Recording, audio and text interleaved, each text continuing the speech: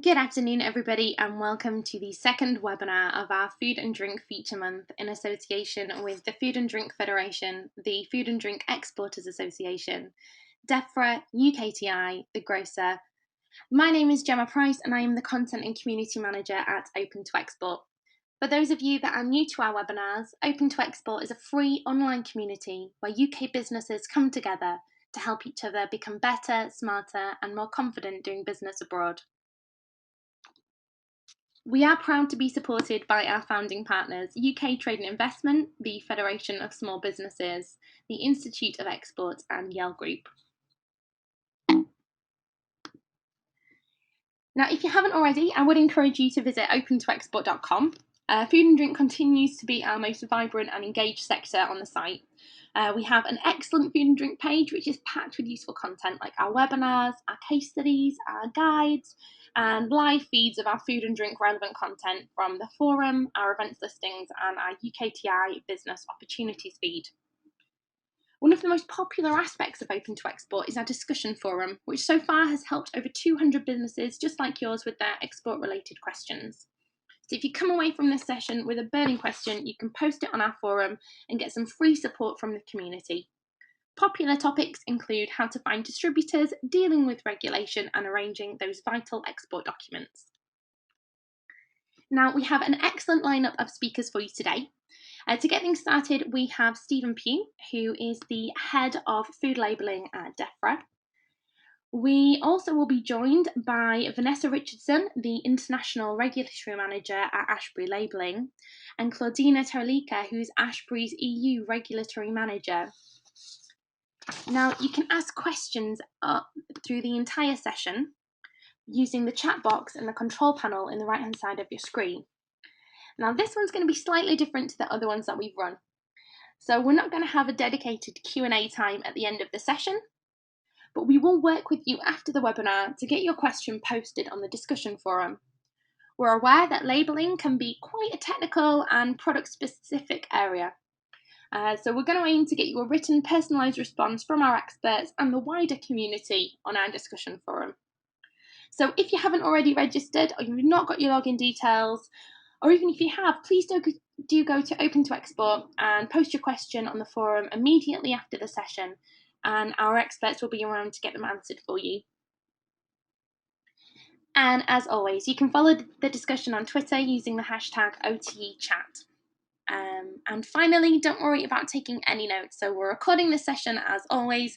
We'll be uploading it to our YouTube channel in the coming days. And that's youtube.com/open to export. On our YouTube channel, you can view this webinar and all of our previous webinars on demand as many times as you like. So without further ado, over to Stephen to get things started. Stephen, are you with us? I'm with you, yes. Hello, everybody. Okay, you'll see me at the bottom. My name's Stephen Pugh. I'm the head of the labelling team in DEFRA, and it's been my responsibility for the last 6 or 7 years to negotiate new labelling standards in the EU.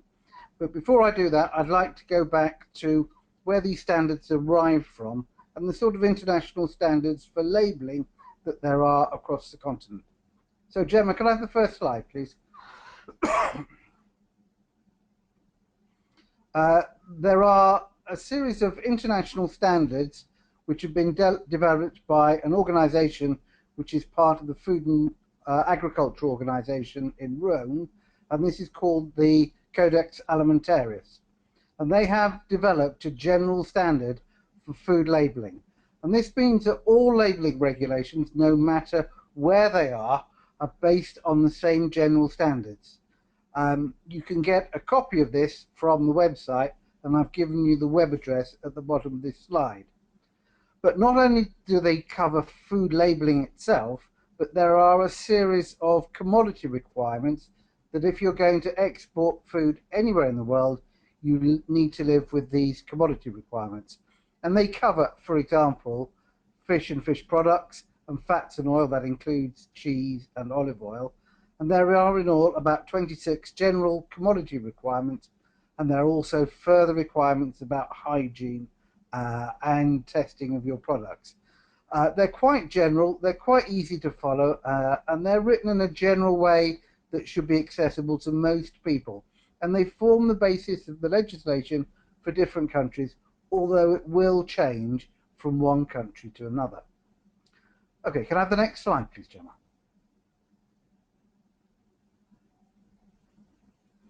However, in the European Union, we have a free trade area, a single market that covers all food products. And so in the EU, we have our specific regulations. And as I've said, these are all based on the Codex Alimentarius requirements, and they harmonise labelling rules across the whole of the 28 member states in the European Union. They cover the general labelling, and there are some areas which have specific requirements of their own, but these shouldn't upset the single market. Just to give you an example, in the UK, we have specific requirements about the composition of our sausages and the minimum meat required for sausages. These are the Meat Products Regulations 2003. It doesn't mean that if you're outside the UK, you don't have to live with these regulations. So it's only for UK producers, this regulation. So there are other areas. The Danes have particular areas around whiskey. There are requirements in Hungary about some of their meat products, but it's only about how they're named, and they shouldn't stop you exporting your goods to these countries. The regulation that we've just negotiated is a Food Information for Consumers regulation. It's numbers 1169, and it was developed in 2011. The one area that it doesn't cover is health marks on alcohol. Anything that is generally required about specific warnings about health for individuals in member states, these aren't harmonized. So if you're exporting alcoholic drinks, you need to be aware of these. Can we have the next slide, please, Gemma? So let's just go through quickly so that you're aware of the general requirements. As I said, these cover all 27 member states, and they follow the new UK regulations as well. And we're just bringing these into force.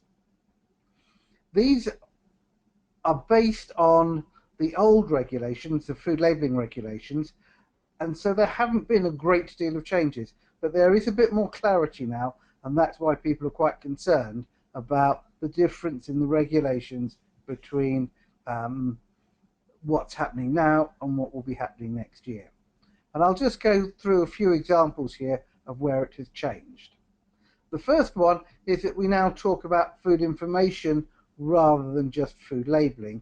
So the whole way in which a product is packaged and displayed is now covered by food information, whereas before it was just about the food labelling. The scope of the regulations changed so that it covers all food that's being presented to the final consumer or the mass caterer, rather than before when it was just focusing on pre-packaged food. An area where it specifically changed is around transport, food sold on cruise ships and airplanes, where they're moving outside the EU. Inside the EU they've always covered, but now they're going beyond the EU, and these have to conform to the food information regulation. And we now talk about fair information practices. So you've got to tell the truth, and you mustn't mislead the consumer into thinking your product is one thing rather than another. And if you are exporting across the EU, you must remember that you are responsible for the information that's put on the label, and you should make sure it's clear and accurate and doesn't mislead, etc. And this even comes into account if you're using the internet to sell your products across Europe. You are responsible for the information on the label. A couple of other areas where it's changed. The labelling always had to be legible in the past, but now there are specific requirements about legibility, and there's a minimum font size depending on the size of your packaging, The larger packages have to have a minimum font size where the X height, that's the height of the letter X approximately, is greater than 1.2 millimeters, and the smaller package, the X height, again the height of an X, has to be greater than 0.9 millimeters. So we've got specific criteria that can be measured. And there is also a legal framework about voluntary information, especially when you repeat the mandatory information on a voluntary basis. So if you're giving nutrition information on an alcoholic drink on a voluntary basis, you then have a particular format you have to follow. This wasn't the case before. Okay, Emma, can I have the next slide, please? Thank you, Gemma. There are some specific requirements which are coming into the regulations that weren't there before, and this is really about origin. At the moment, we're talking about the origin of meat, but that's suddenly being extended to any time that you make a voluntary origin declaration. So you say your apple pie comes from the UK, there's some specific requirements if that's the case. So you'll be needing to look at the regulations to make sure you've got those specific requirements on your packaging. They are currently being written, so it's not absolutely clear how it's going to end up, but you need to be aware if you're calling your cheese a British cheese, it must follow these requirements. There's specific information you need to follow about giving allergen information. These are the 14 food compounds which are recognized as causing food allergies or intolerance. These always have to be on the pack now, they always have to be in the ingredients list, and they always have to be highlighted in some way. Nutrition information has to be on the pack. If it's given voluntarily, there's specific ways in which you have to do it. But from December 2016, you'll find that nutrition information becomes mandatory on all pre-packed food. I talked about the minimum font size. That's coming into force in December of this year, so make sure your packaging reflects this properly. And also there are some requirements about what goes on the outside of the packaging that requires your food. They're very basic. It just says the name of the food, how it gets stored, it gives your name and the expiry date. Common sense information really, but now it's mandatory on the food package, on the wholesale packaging. So again, a slight change from before. Thank you. Could I have the next slide, please? If there is one. And there are some specific requirements too, which relate to high caffeine content, where you would get your vegetable oils or fats from. By that I mean the plant that you get your vegetable oil or fats, to highlight when foods are made with palm oil. There's an additional date requirement on frozen and defrosted meat and fish, in that you have to give the date of first freezing. There's a requirement if you change a meat to a texture vegetable protein, that has to be on the name of the food. There's requirements as well about added water. So if you're using water to make a product more succulent, or as a vehicle for a curing agent, this has to be in the name of the food, prominently written. And if you're making meat products and you use proteins that aren't from that species, you have to highlight them. There's two other things that are required on meat products, where you have to say if it's formed from larger pieces of meat. And finally, there's a requirement to label nanomaterials, but that's still the subject of debate.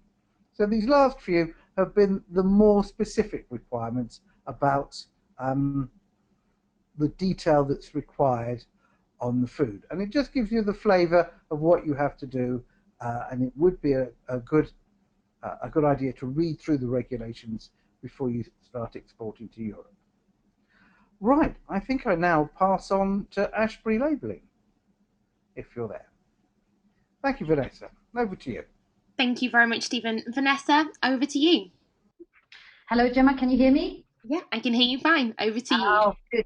Hello, thank you very much. Hi, Gemma. My name is Vanessa, and I'm the International Regulatory Manager for Ashbury Labelling. We are a London-based company providing labelling and compliance advice to companies based in the UK and abroad as well. We work with several large retailers and manufacturers, but also with smaller and medium-sized importers and distributors to help them ensure their products and labels are compliant with several markets, both within the European Union and in other global markets too.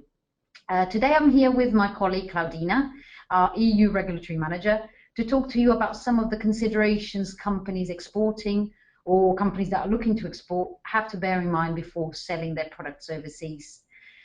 So following on from Stephen Pugh's presentation, Claudina will start by giving an insight on some considerations from an EU perspective on how national requirements of EU member states may vary, even with the implementation of the regulation on food information to consumers. After that, I'll give you a brief overview on points to consider when selling your products outside of the EU, and I'll provide some examples of differences between countries. Just before we get started, I just wanted to say that this is by no means a comprehensive guide, so we only have 30 minutes.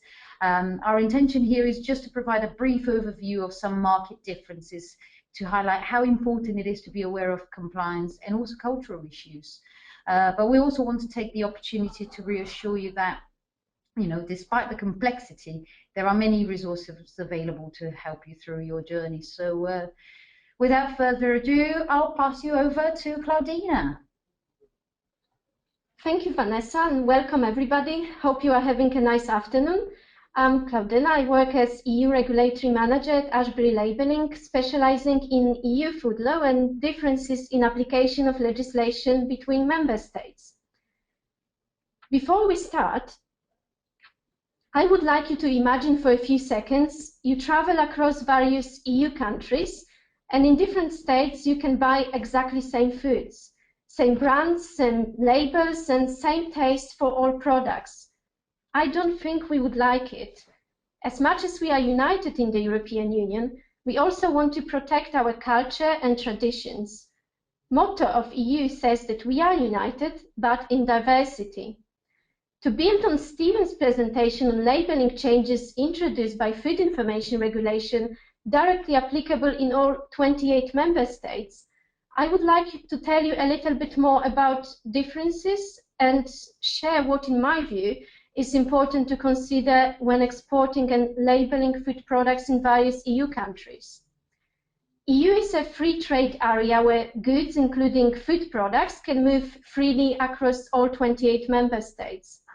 This mutual recognition concept means that if you legally manufacture and sell your food product in the UK, you can also sell it in another EU country, even if you do not meet specific national compositional criteria of that particular country.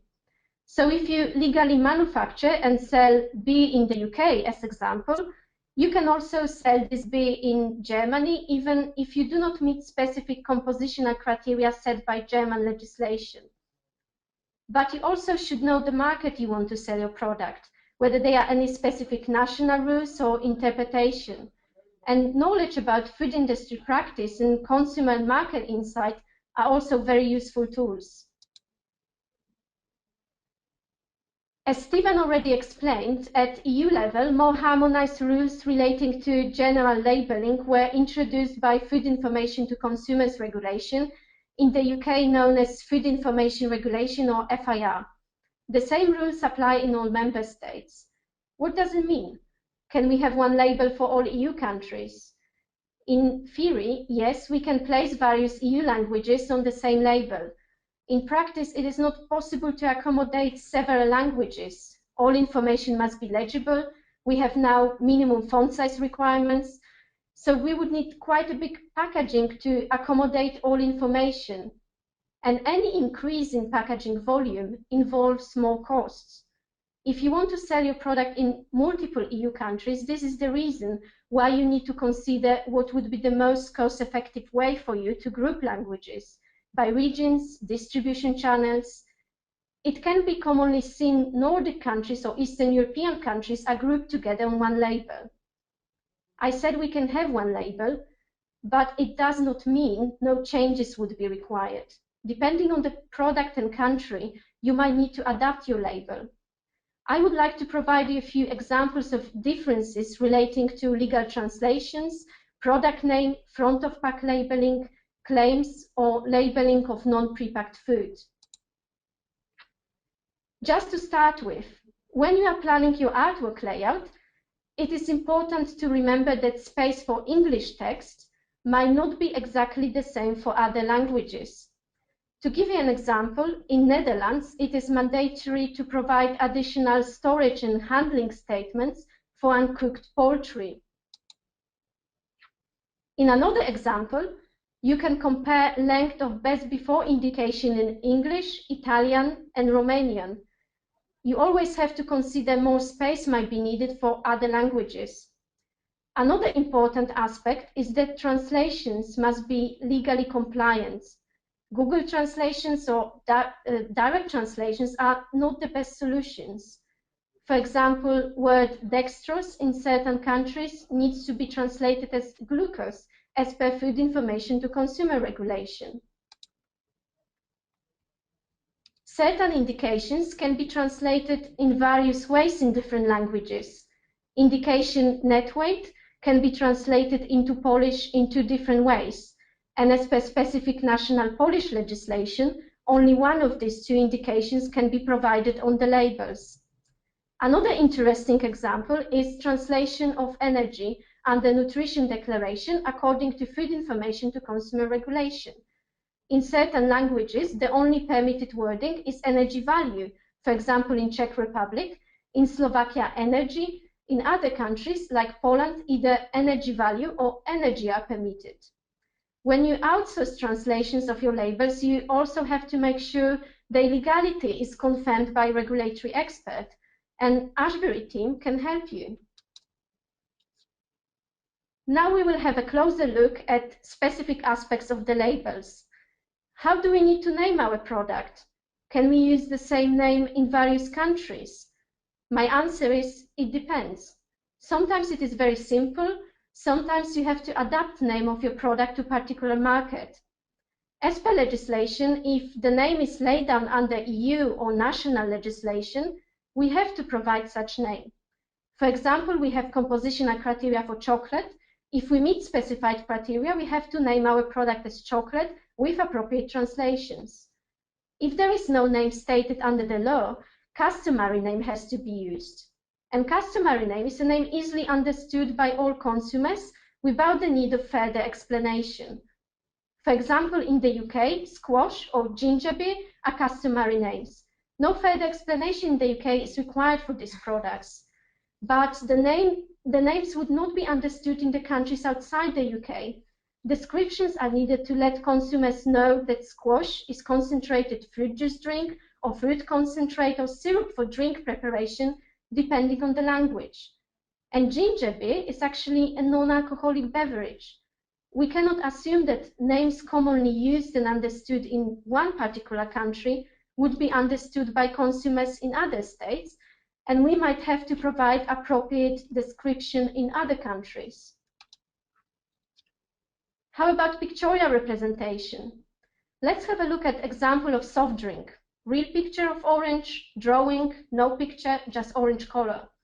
At EU level, there are no specific provisions on the use of pictures on the labels, and general non-misleading provisions apply. But what does it mean?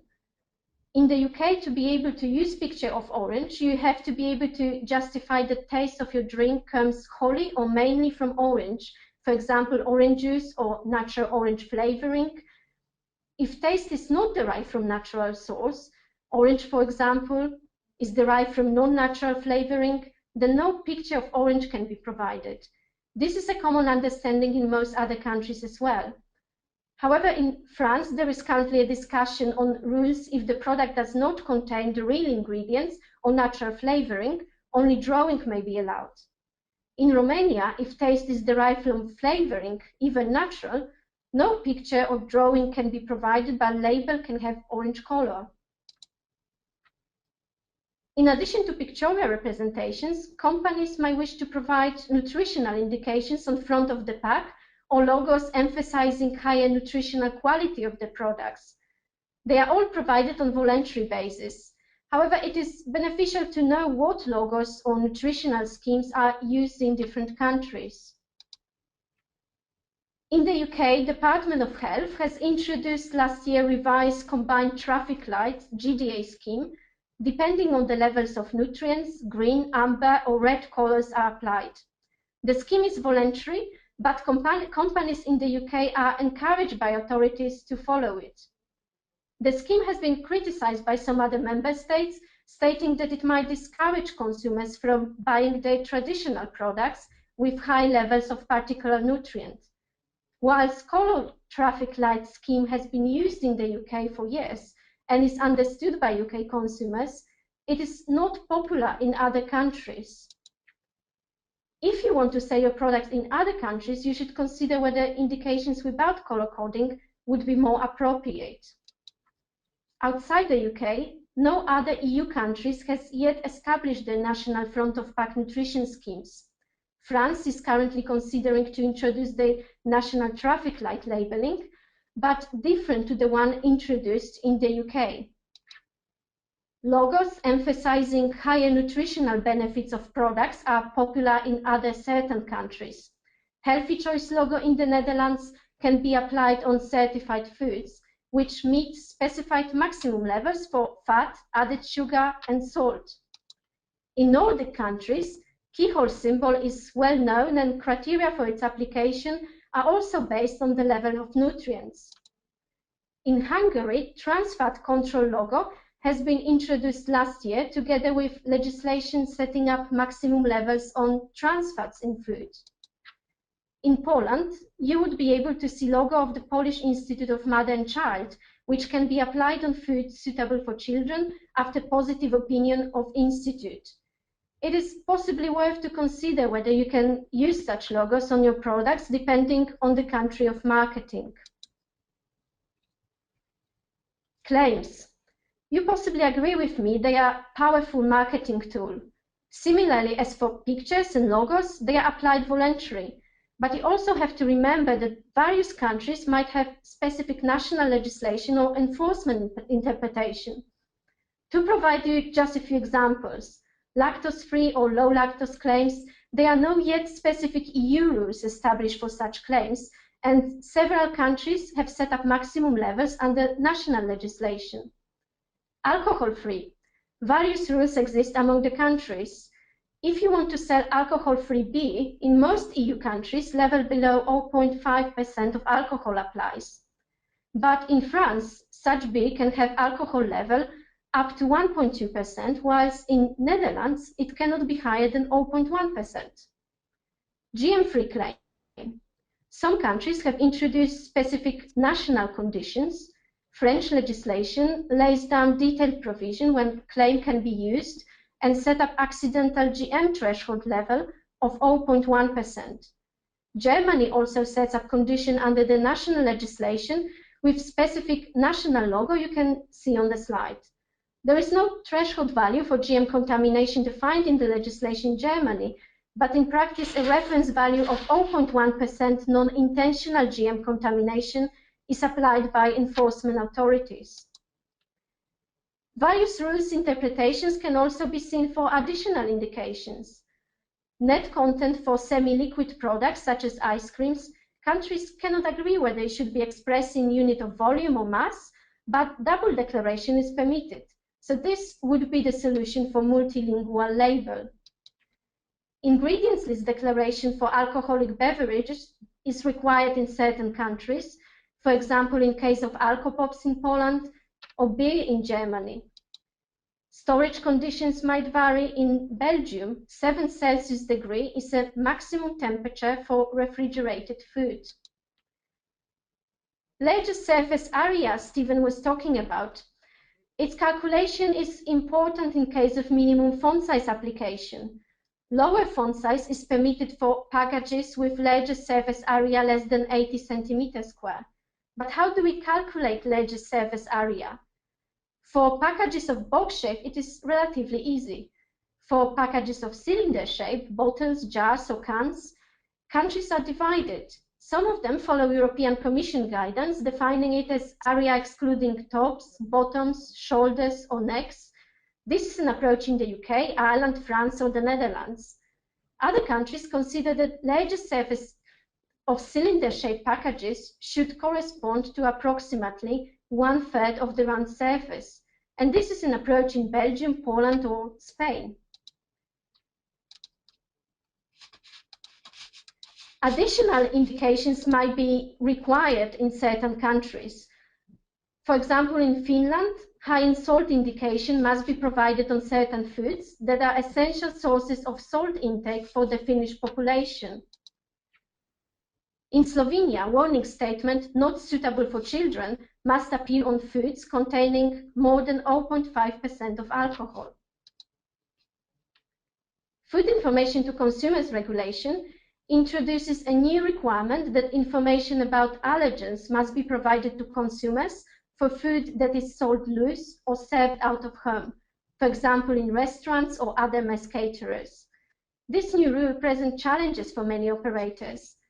The way how consumers are to be informed about allergens is down to the member state. Some countries have already introduced or proposed very strict rules that information about allergens must be provided in writing only, on tags or display or notice. Some other countries are more flexible. They allow information to be provided verbally, but only if specific conditions are met. The countries are also allowed to require additional indications to be provided for loose foods. In Germany, information about additives, for example, with color, with preservative, must be declared on a display or notice on or near the food.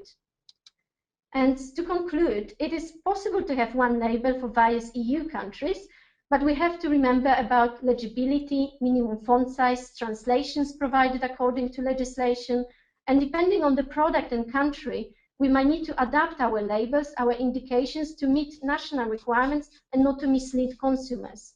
Your importers can help you with national provisions. You can also outsource it to our team in Ashbury. So there are resources available to help you when exporting foods to different countries. Thank you very much for your attention. I leave you now with my colleague Vanessa, who will tell you about challenges in marketing foods at international level.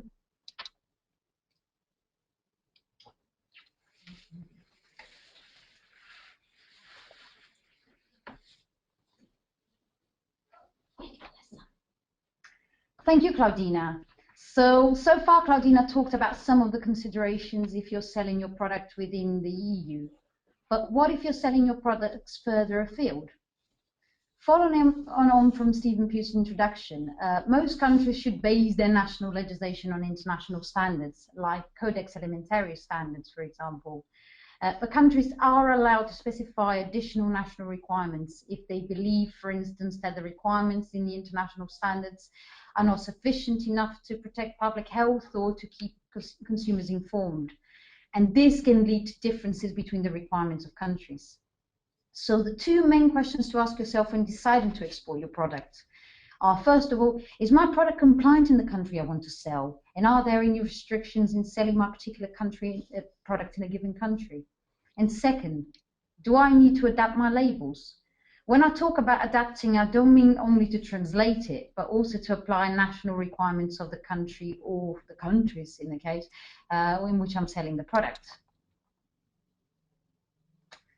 So the first thing one must consider is whether or not a food is compliant in the country it's intended to be sold.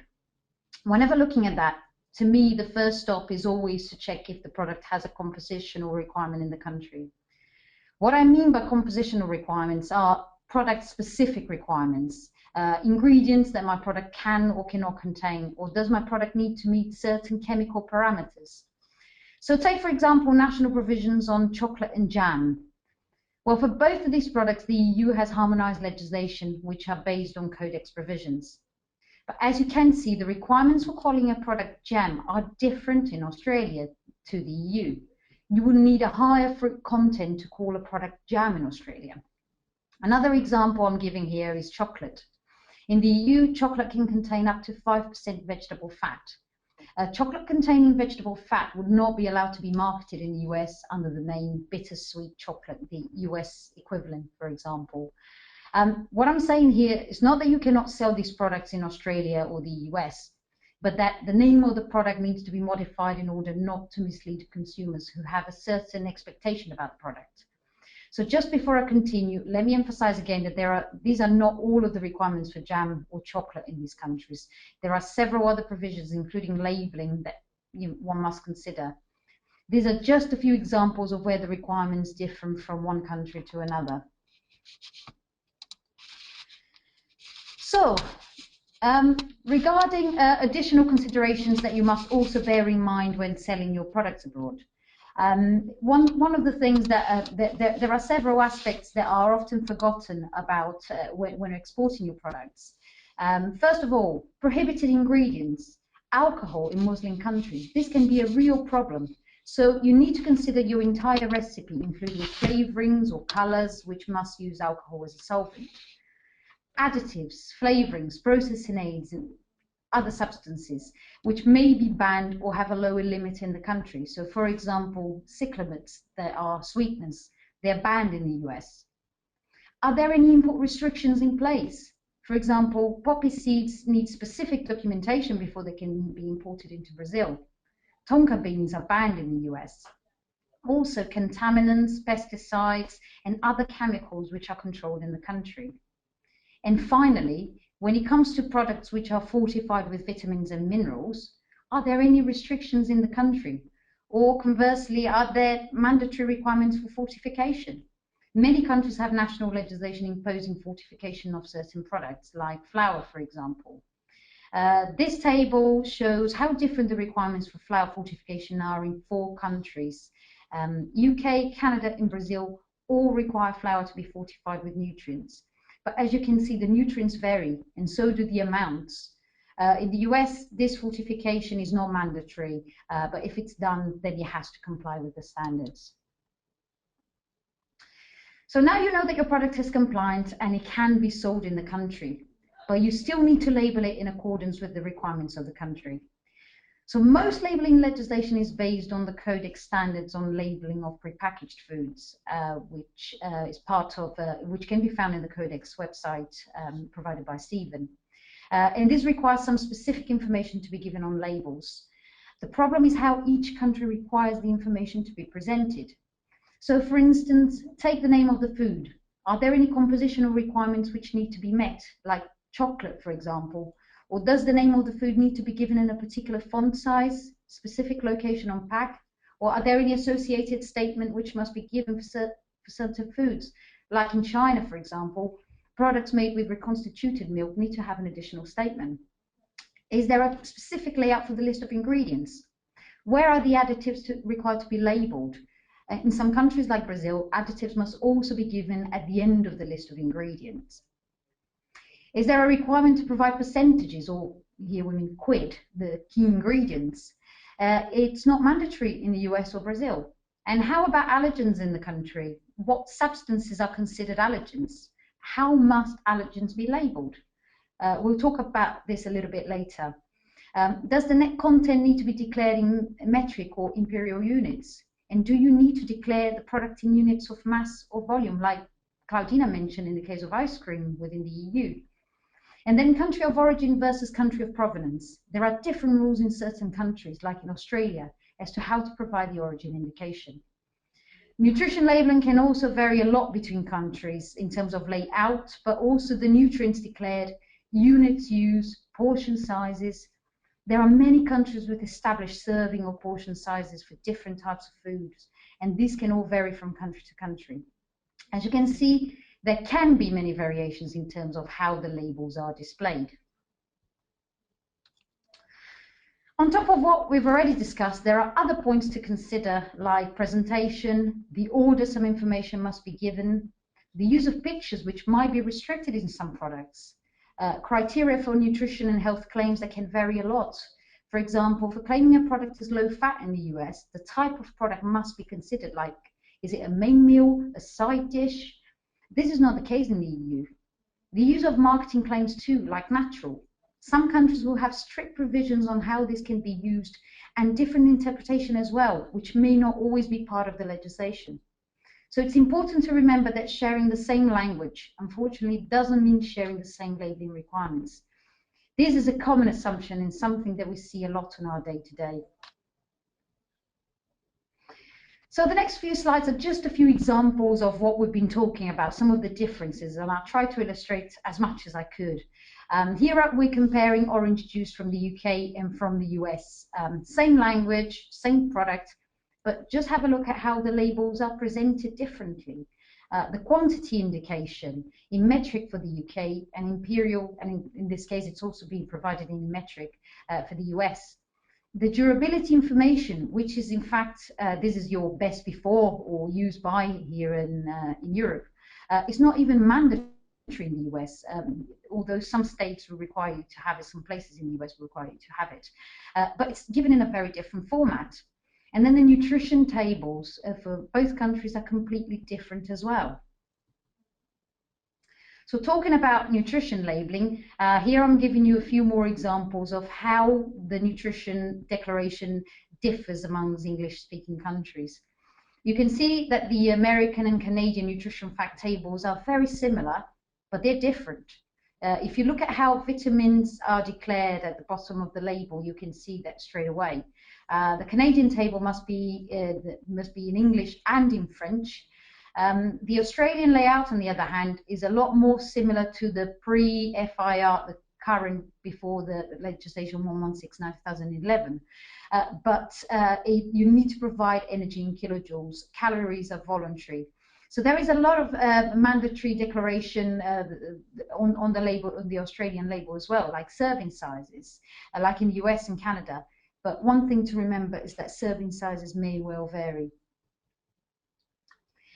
Here I've highlighted some substances which are considered allergens in these countries, and they are not considered allergens in the EU. Please note that this is not an exhaustive list of allergens in the country, so these are just the additional allergens that these countries may have. And also bear in mind that there are specific ways of declaring these, which will vary from one country to another. There may also be exceptions like there are in the EU, so this is just to illustrate how allergens can vary from one place to the other. It's interesting to see mango as an allergen in Taiwan and pork, peaches and tomatoes in South Korea. Also, this is Japan's voluntary list of allergens. There is also a mandatory one, which is more aligned with the EU.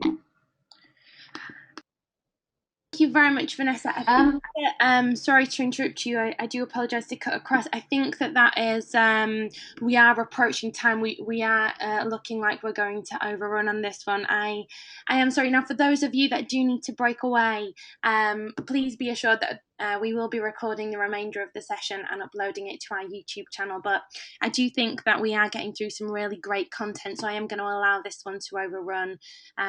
But to those of you that do need to break away, if you have other appointments or need to go collect the children, that's absolutely fine. We'll get it up on YouTube and the link out to you very soon. Sorry to interrupt, Vanessa. No problem. Continue. No problem. Thank you very much, Gemma. So this is really our last slide on country differences. I just thought I'd take the opportunity to highlight some of the peculiarities of some countries, just to give a bit of an idea that, you know, that there is more out there that companies need to be aware of.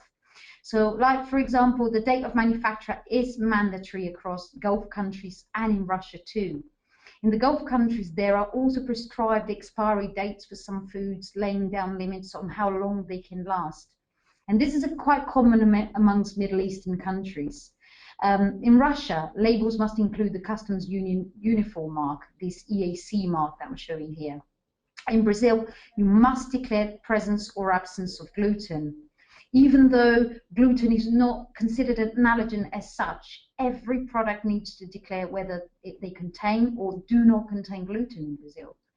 In Switzerland, generic cross-contamination statements like may contain nuts are not permitted. You can do them, but you must specify the actual types of nut in the product, like may contain almonds or walnuts, for example. Also, the country of manufacture is required if it's not clear from the name and address on the pack. There are many labels for Switzerland which are shared with Germany, France and Italy, so this must be considered. And also in India, products must bear the vegetarian or the non-vegetarian logo.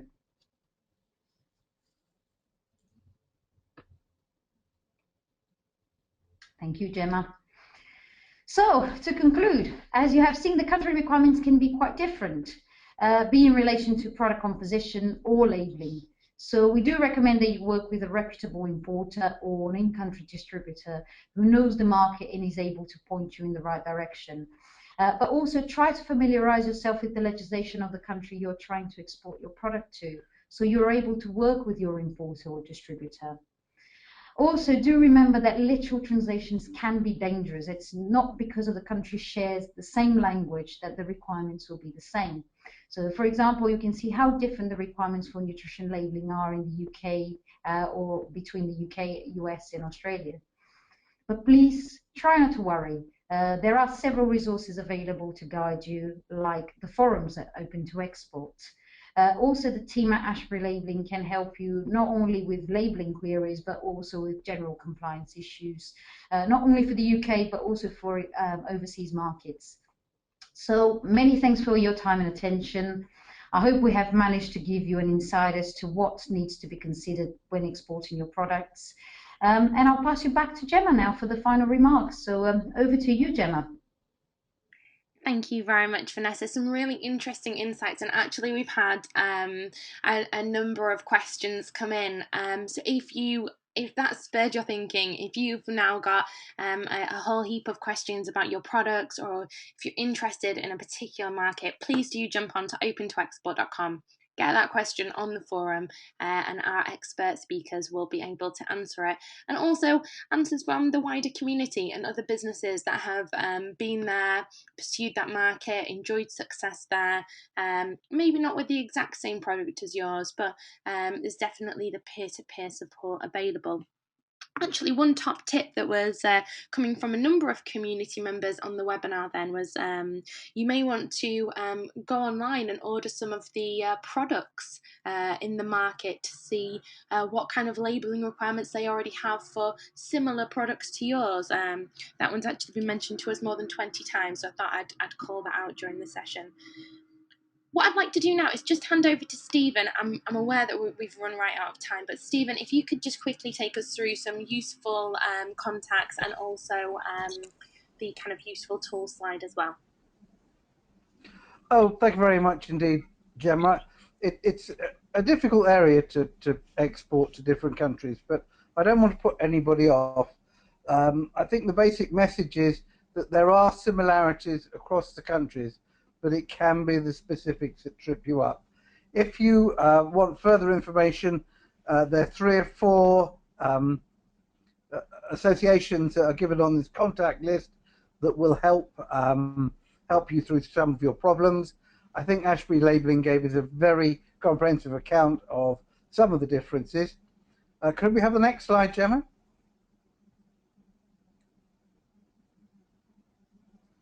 And it's always worth looking at the overarching areas, and there's 3 or 4 areas here, from the Codex through to the Americans and Canadians, who of course have a common block, and the Australians and New Zealand. And there's also the European Union with a help desk that will help you specifically with your problems if you want to export across into Europe. Well, thank you very much to everybody. Gemma, I'm going to hand it back to you now for some closing remarks. Thank you. And good luck, everybody. Thank you very much, Stephen. And thank you all for being with us this long. So just to remind you, you can watch all of our food and drink webinars on our YouTube channel, and there is free help, support and conversation available at your fingertips. It's free and easy to register and become part of the community. We'll keep you updated with all things webinars, all things export, and of course we're there to help you as much as we can. Also, don't miss the next webinar. a week today, we're going to be looking at how to export products that contain dairy elements. So this is across milks, cheeses, eggs, a whole range of products. And of course, it affects your products if this is a byproduct, a sub-ingredient of your finished article. So we have industry expert Hamish Renton, who will share his top tips for selling dairy products overseas. And we'll also have two high-profile British exporters explaining how they went from being a domestic-only business to expanding into the EU and beyond. So do join us for that one as well. Thank you very much for your time, everybody. Enjoy the rest of your day. Goodbye.